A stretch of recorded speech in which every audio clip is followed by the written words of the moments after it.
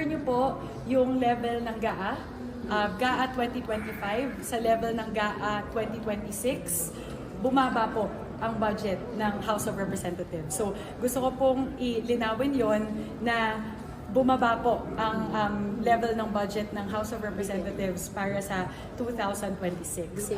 Pangalawa, yung sinasabi po, ulit ayoko po magbanggit kung sino po, isa sa aming mga kasamahan na pasikreto daw po itong pinasok, I invite him to again review the deliberations.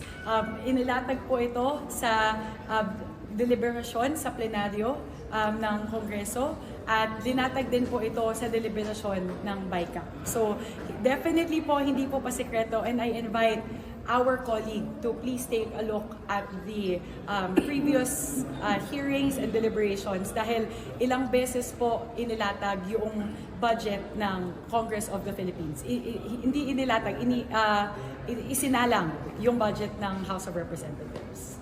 So ma'am, would you say na kasi yung NEP level for the House, as it is kasi ang budget nyo 33 billion, pero yung NEP for 2026, 16 billion lang yun 16.3. And you hiked it to 27. Yun na yung nasa BICAM, di ba? 27 billion. I can't remember the exact figure, but ano po, it's definitely lower than it was in the 2020. Kasi 33 ngayon so mas mababa. Would you say, ma'am, yung increase na yun is meritorious given yun nga, yung disparity sa level as compared with 2025? And how far yung NEP level dun sa current budget niyo?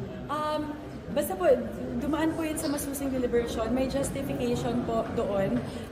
One important justification is that the NEP levels po, at kinakausap po namin yung DBM patungkol dito, kasi po 312 po kami ng mga kongresista. Ang assumption lang po sa NEP level is around 260, 280.